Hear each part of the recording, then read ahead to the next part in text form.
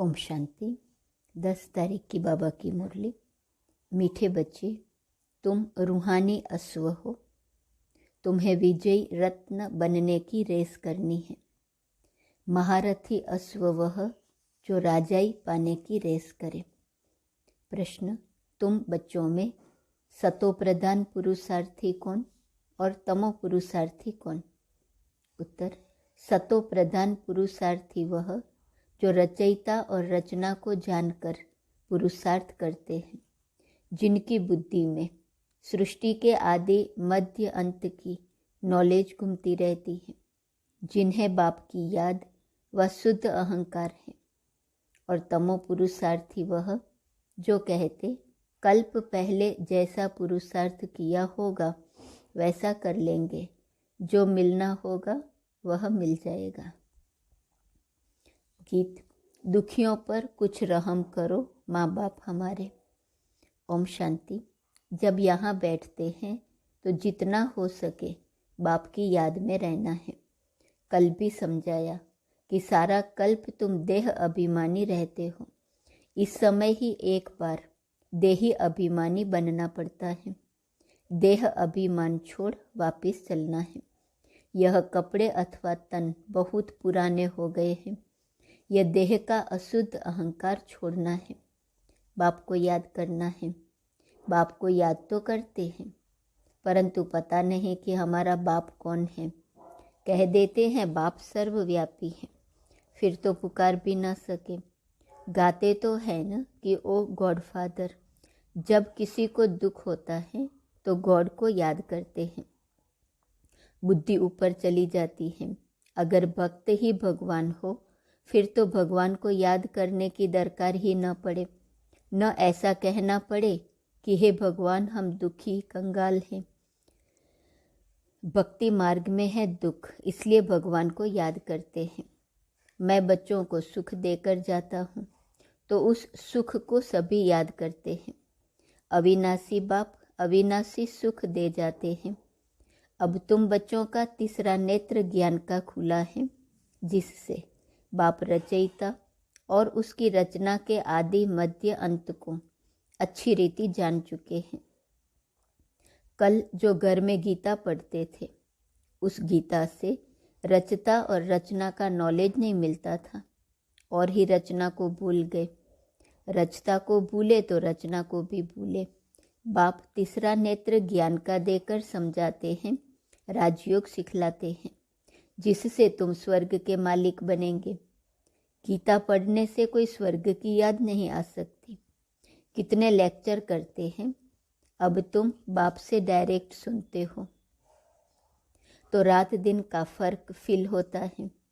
उसमें तो रचता और रचना को ही भूल जाते हैं। अभी बाबा ने रचता और रचना का राज बैठ समझाया है और बरोबर पुरुषार्थ भी करते हैं वर्षा लेने का।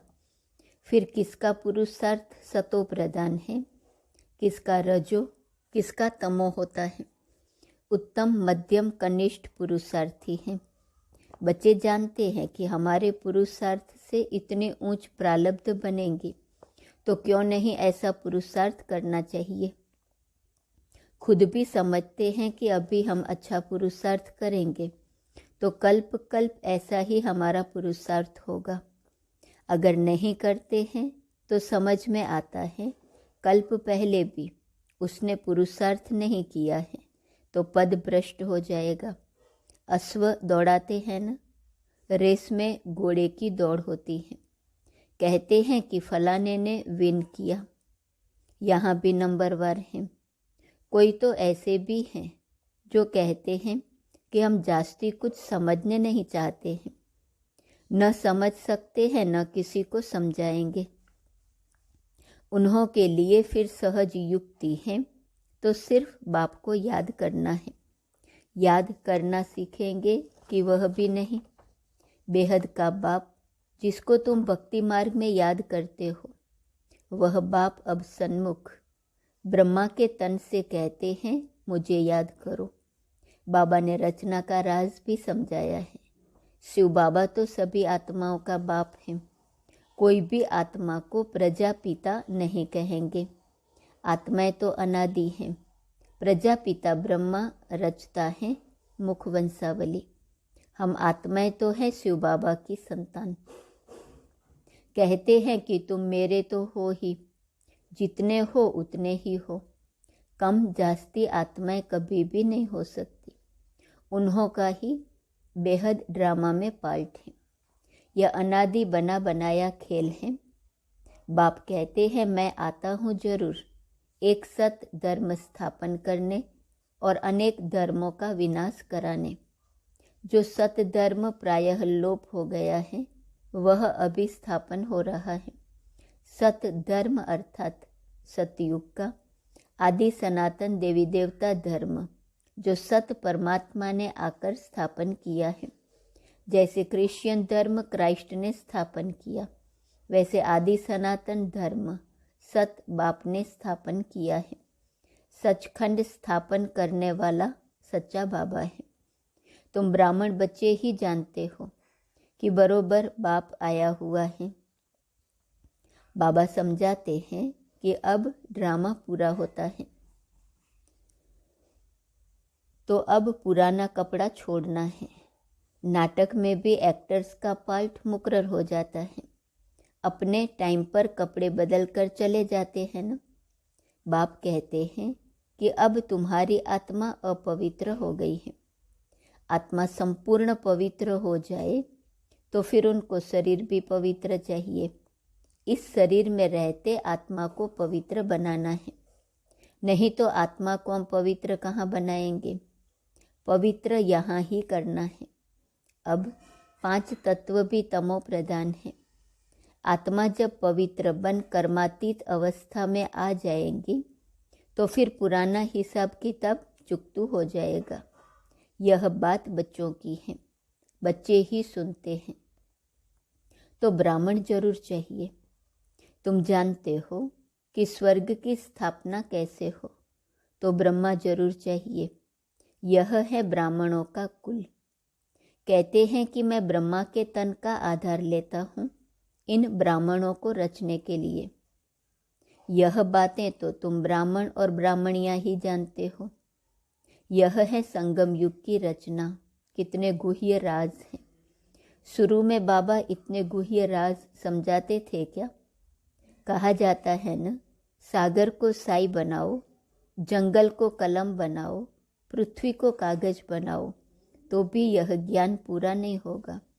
तुम बच्चे सुनते ही रहते हो। यह गुह्य बातें भी धारण उन्हों को होंगी जिन्हों का पढ़ाई में अटेंशन है। बाप से वर्षा लेने के लिए कमर कसकर खड़े हैं। ये गुह्य बातें धारण उन्हों को होंगी जिन्हों का पढ़ाई में अटेंशन है।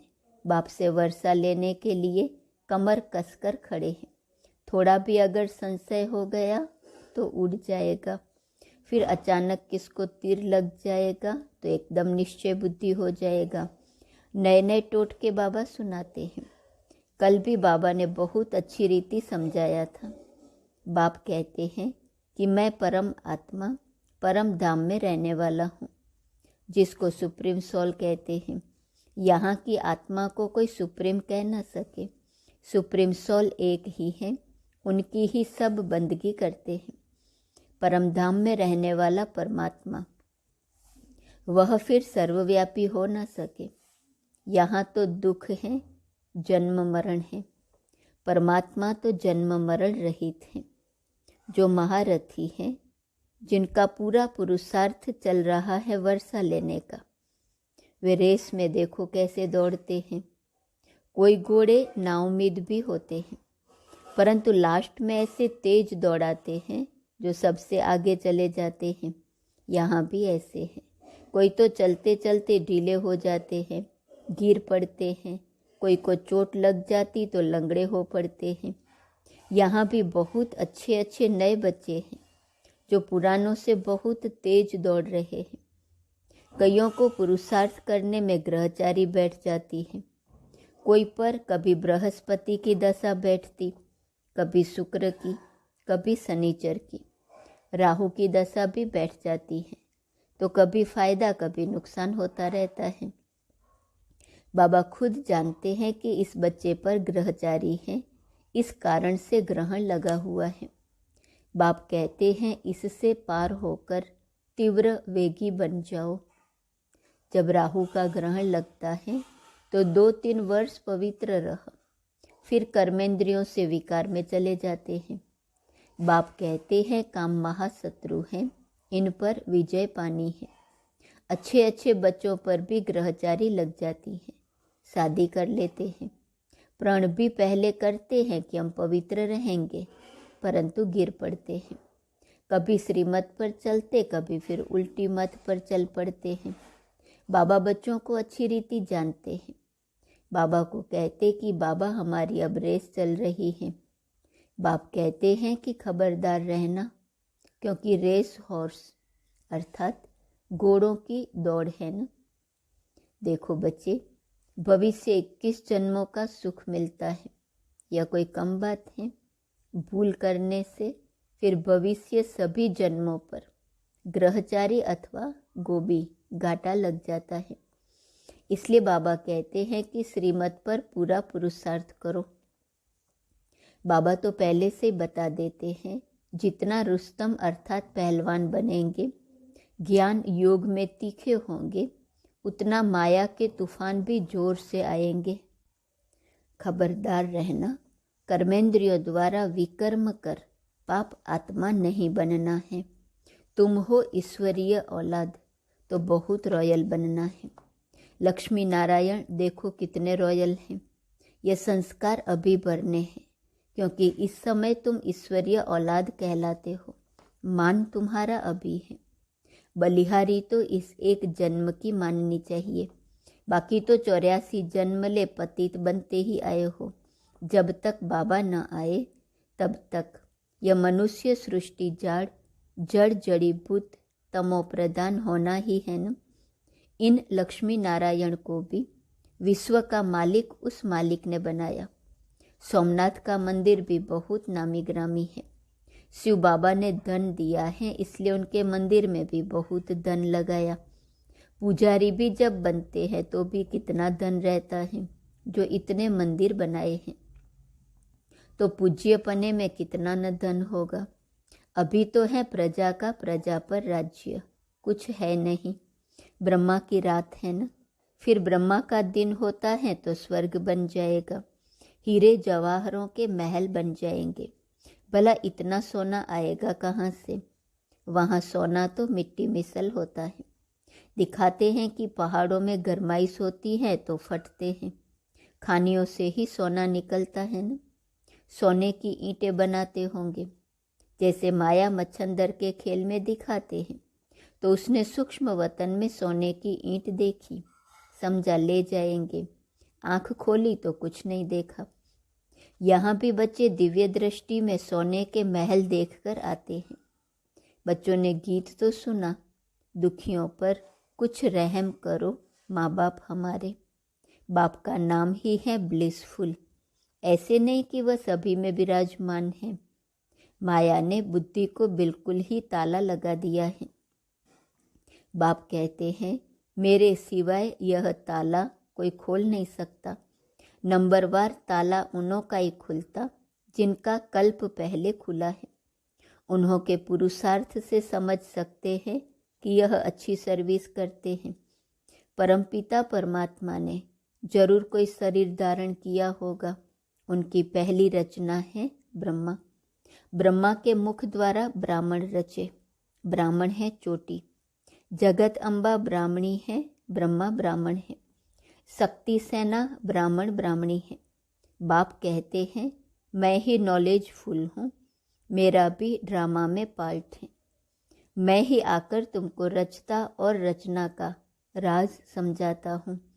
यहाँ तो बाप टीचर सतगुरु एक ही हैं, तीनों ही कर्म इकट्ठे करते हैं।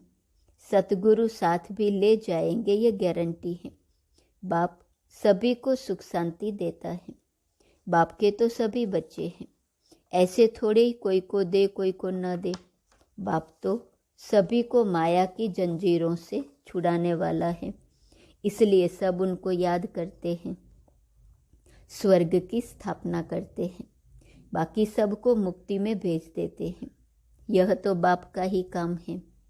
अच्छा, मीठे मीठे सिकिलदे बच्चों प्रति माता पिता बाप दादा का याद प्यार और गुड मॉर्निंग। रूहानी बाप की रूहानी बच्चों को नमस्ते। रूहानी बच्चों की रूहानी बाप को नमस्ते नमस्ते नमस्ते। धारणा के लिए मुख्य सार। पहली पॉइंट, कोई भी विकर्म इन कर्मेंद्रियों द्वारा नहीं करना है। संस्कारों को रॉयल बनाना है। माया के तूफानों से डरना नहीं है। ज्ञान योग में तीखा बनना है। दूसरी पॉइंट, श्रीमत पर कोई भी ग्रहचारी को पार कर तीव्र वेगी बनना है। उल्टी मत पर नहीं चलना है। खबरदार रह, याद की रेस करनी है।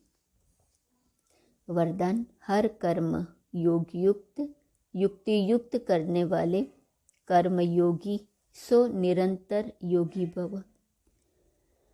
कर्मयोगी आत्मा का हर कर्म योगयुक्त युक्ति युक्त होगा। अगर साधारण या व्यर्थ कर्म हो जाता है तो भी निरंतर योगी नहीं कहेंगे।